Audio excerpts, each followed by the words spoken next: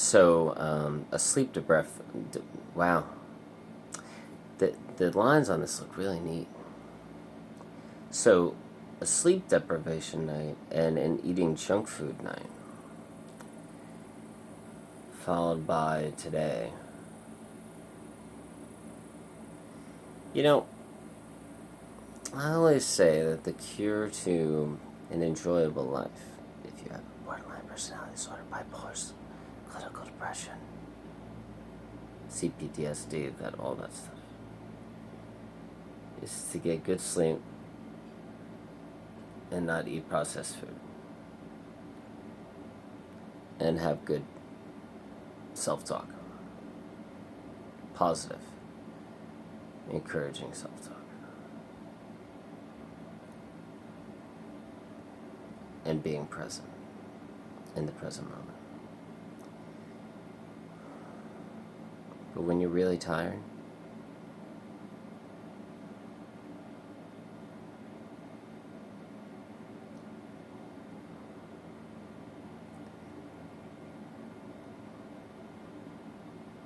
it feels like everything falls apart, I guess you could say.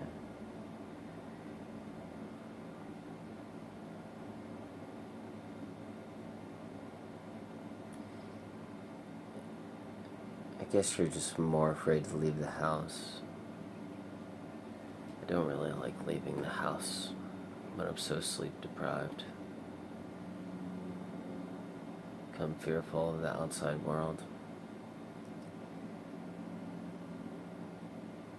And when you're afraid to leave the house and you become fearful of the outside world, you tend to feel like your life is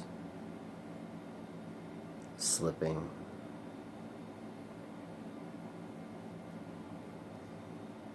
As if you're not living life. You're wasting your life.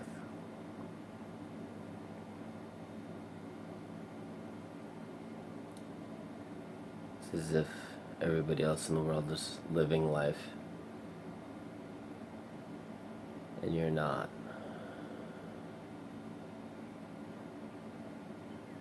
People are doing things and you're not doing things.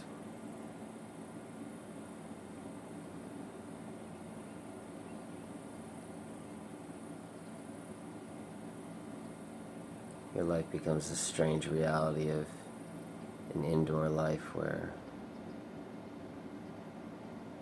you just feel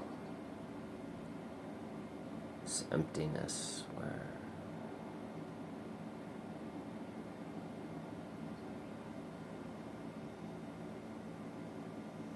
reality is kind of here, but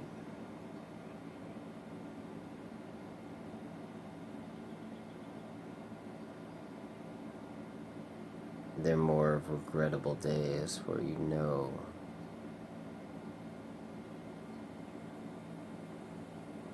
that in a weird way, tomorrow you're gonna look back at today and you're gonna be like, what was that all about? That was not good. That was not a good day yesterday. But when you're in this day, today, there's not much you could do about it.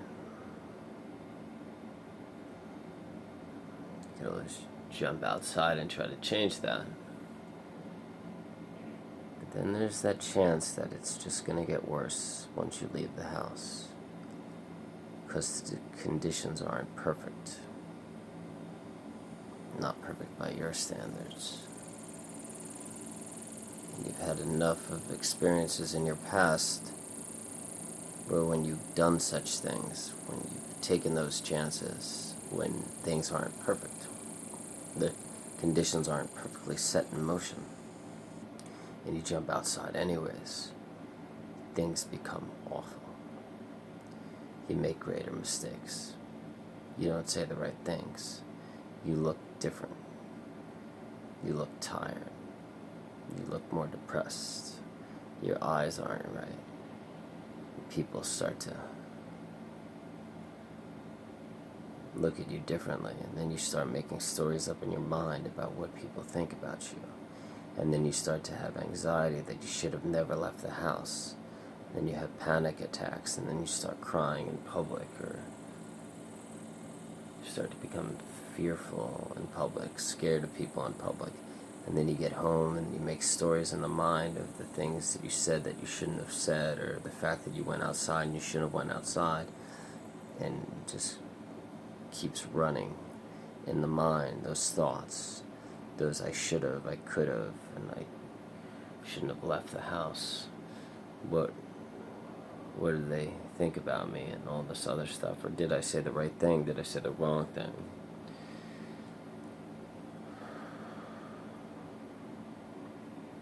And your mind is flooded with all these thoughts, these constant thoughts that never go away. And then you start to become more sad and more anxious about who you are. And then you can't sleep that night.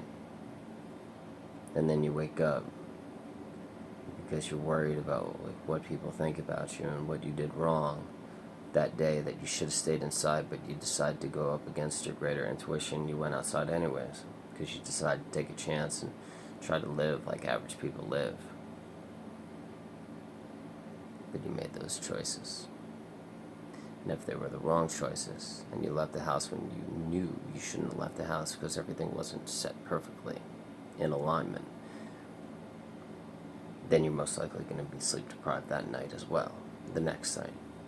And the next day is going to be ruined, and it's going to set up this chain effect of ruined days where you're not right for days upon days upon days upon days. And then that leads to greater suicidal depression and further anxiety and further distancing yourself from other people.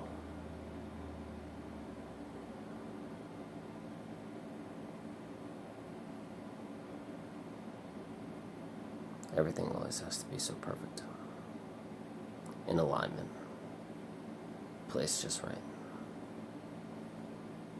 Because if it's not,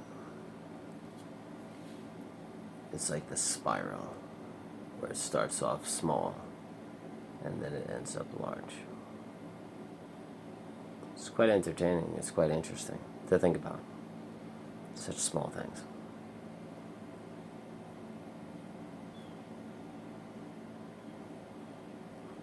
It's a beautiful day. I wasn't even going to do one of these videos tonight, and then I was just like, you know what? I was kind of scared to do one of these videos, actually, because I just didn't feel like I had anything to say, or nothing was going to work for me, because I was already so upset that I was just like, well, what? I don't know if I should make one, and what's the point of making one, and I don't know. And I think when you have one of these days, you begin to question things. You begin to question normal things, like, you know, the fact that the time isn't aligned. It's 4:57 p.m. right now. I always do these videos around 7:15, 7:26 a.m., 8 a.m., 8:15 a.m., 8:16 a.m. So the fact that it's 8 hours later, 9 hours later, it just didn't feel right doing the video, because it was just like, it's too late in the day. I don't know, man. Like, maybe I should do something else, you know? So, I don't know, man. I just don't know.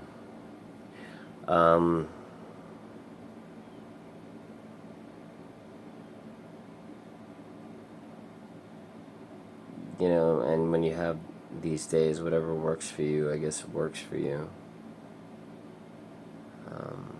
You know, when your conditions aren't set up properly. I don't want to say the word perfect or perfectly. I know that being a perfectionist is really hard. It's very problematic for most of us, and a lot of it stems from complex PTSD, or trauma, or abuse, or childhood neglect, those kind of things. So I don't want to use the word perfect or being a perfectionist. Aligned, I guess you could say.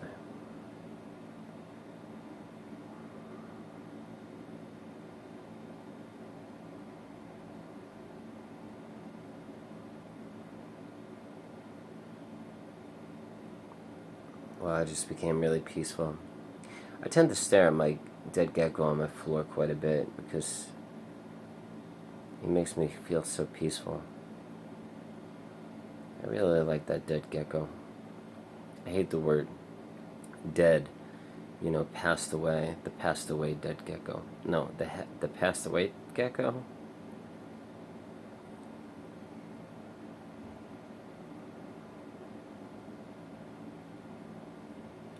I really don't know what to do about my life just passing by. Like I'm not really living. I don't really have a girlfriend, no marriage, no children, no job, no house, no anything. Earlier today I was thinking about this girl. I'll just call her Dr. C. And when I go food shopping, I talk to Dr. C quite a bit. And a couple of weeks ago, Dr. C didn't show up to work for like 6 days in a row.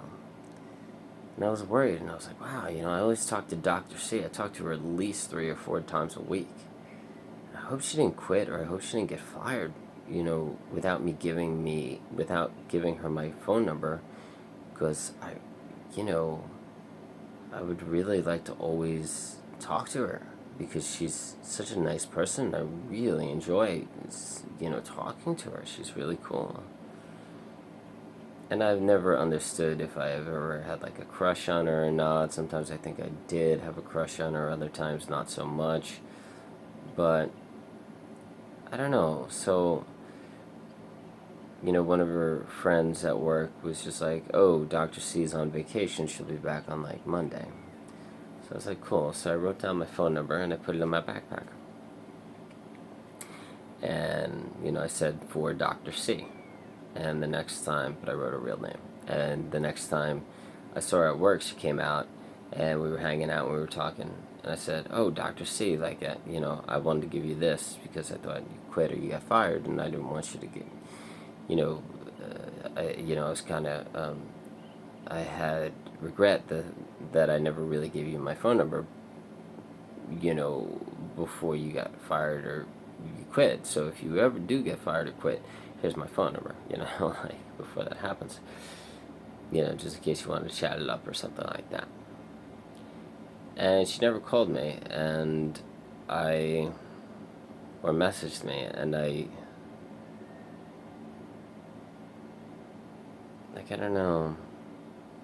I guess I'm like subconsciously really upset about it because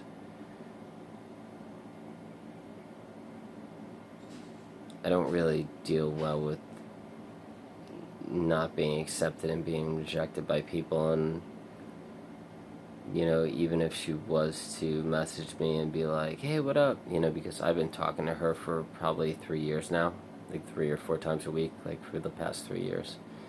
So it kind of upset me that like I was not important to her enough to actually message. And and I still talk to her,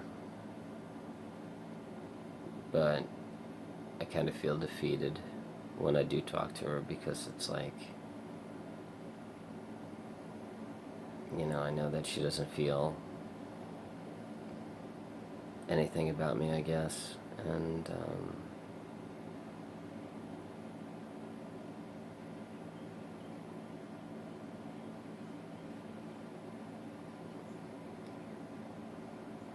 yeah, so I don't know. So sometimes like when I have to go food shopping now, I think about like running into her, and it's kind of like I used to really enjoy the thought of running into her, and now I kind of don't enjoy that thought of running into her anymore. She's just another person now, I guess. I used to see her as this like friend or this hopeful thing for the future that I would have a relationship with or a friendship with, and now I don't. I just see it as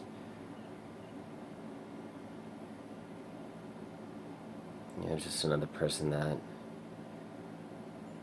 likes me enough to come out and talk to me, but doesn't like me enough to actually entertain the thought of me in her real life, in her personal life.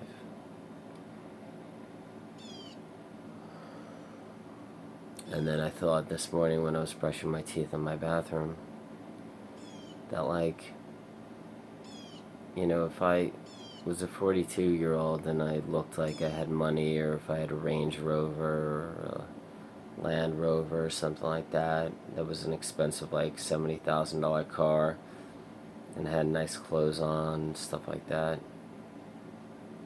I wonder if she'd be, like, more attracted to me regardless of, you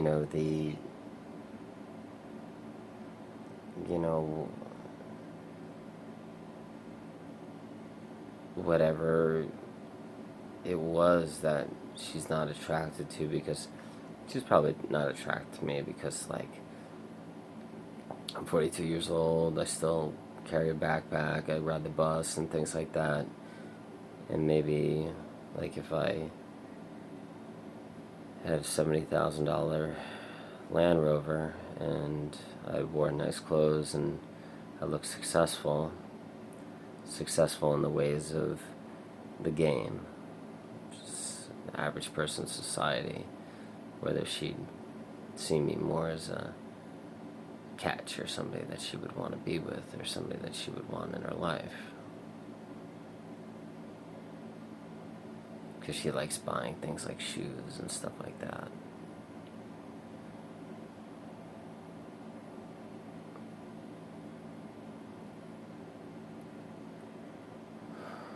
It's like I want to be with people, but I know that I can't function enough to actually give them what they want or what they need.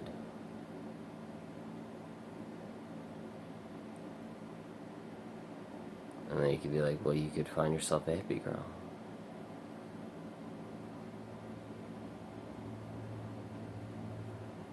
But I don't know about that either.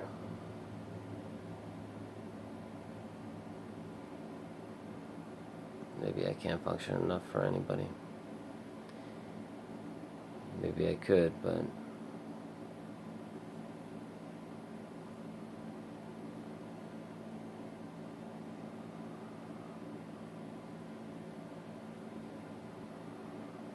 yeah, some people like to stay up late. Like, if it was a hippie girl, she'd want to stay up late for, like, a full moon ceremony or whatever. Stay up until midnight, and I can't stay up until midnight, and she would want to drive home, and we wouldn't get home until 1 a.m., and I would most likely be depressed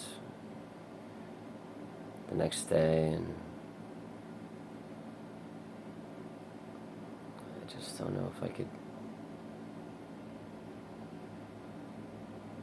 entertain anybody, really.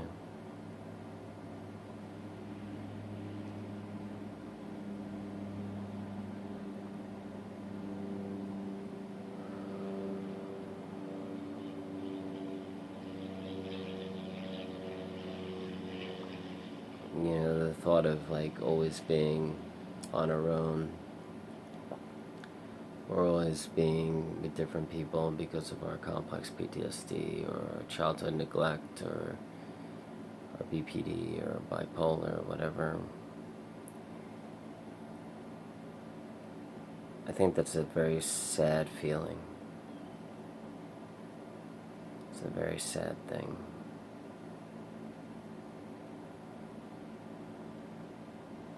To know that we may never really have anything like that. And if we do, it may become very overwhelming, and we might not like it when we're in it, or the person that we're with might leave us because we're a little too crazy or angry or manic or depressed for them, too heavy for them, something like that. So then we just go back to hanging out in a room by ourselves and entertaining ourselves by watching old TV shows and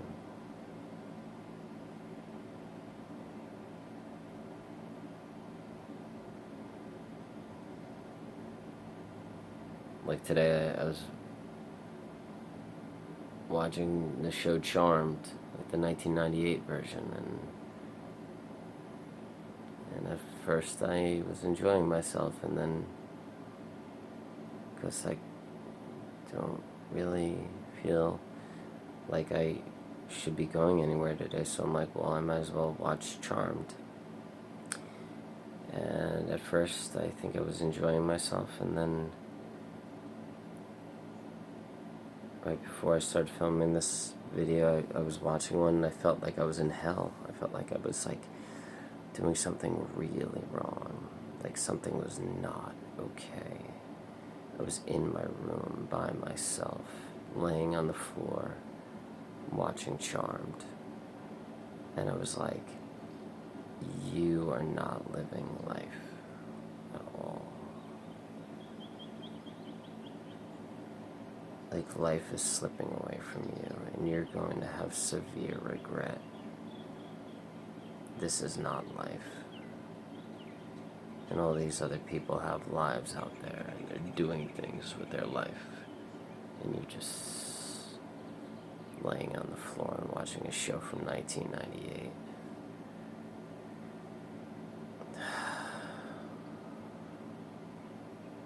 But I don't know what the answer is.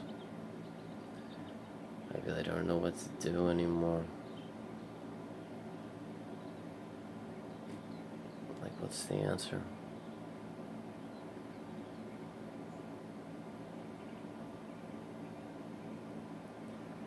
You know, even if Dr. C did like me, when I gave her my phone number,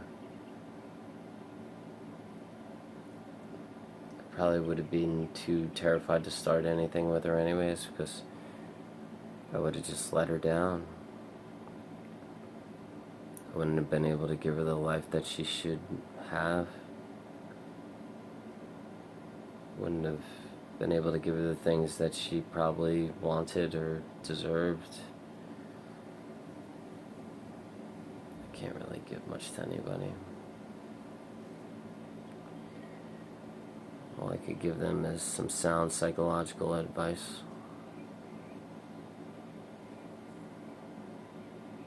And maybe a little bit of Zen peacefulness by being present. And as I'm present, they become present. But I think that will only go so far.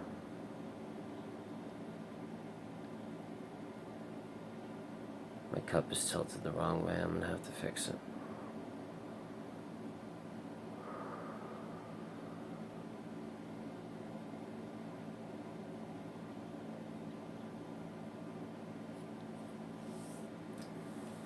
Anyways, if there's anybody watching, listening, congratulations, I guess.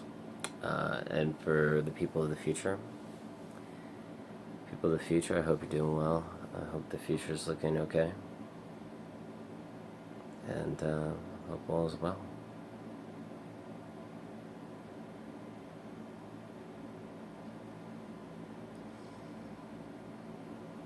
And the weekend's here.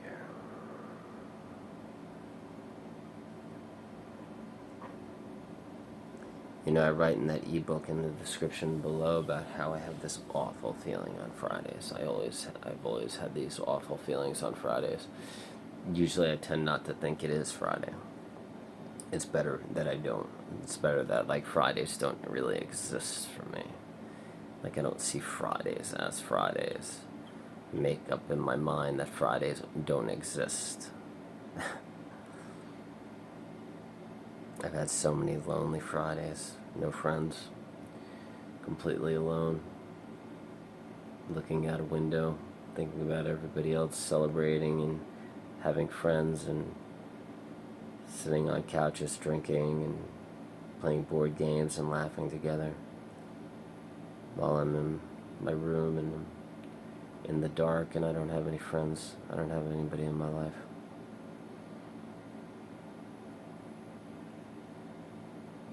I can't even tell you how many Fridays I've felt that way. And how many Fridays I've had where I was just alone in a room by myself on a Friday night. I'm 42. It's not changing anytime soon.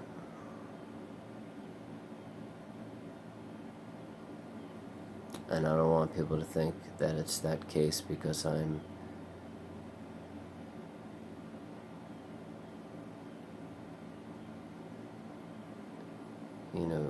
down on myself, or I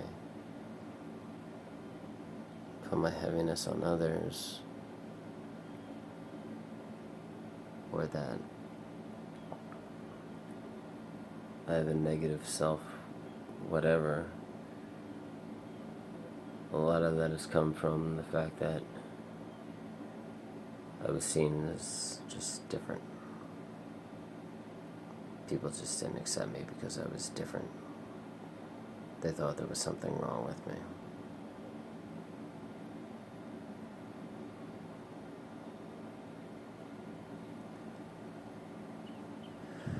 Or they thought there was something definitely wrong with me because of me looking angry, or, me going from one person to the next person, being inconsistent, not being the same person every day.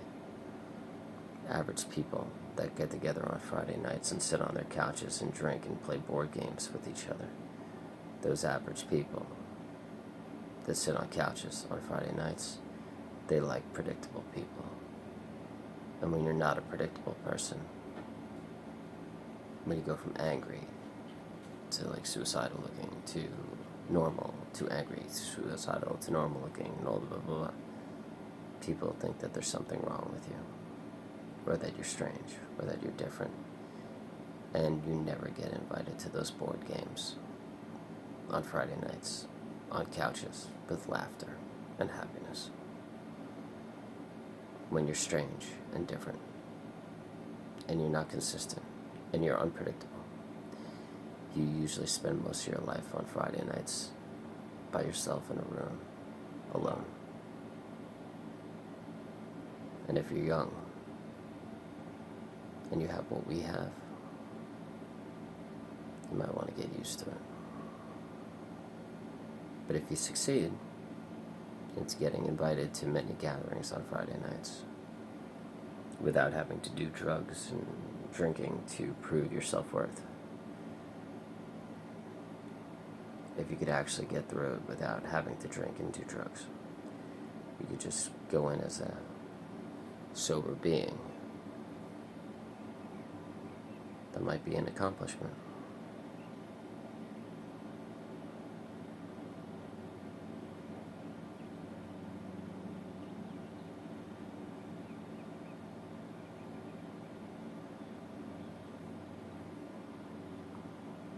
People of the future? I don't know, man. I'm just not in a very good place right now. Yeah, have fun, everybody. Be cool. And, try to stay positive, even though, you're not fully, just when you're not okay. Wow, that was weird. This really freaked me out. Alright. Have fun. Take care.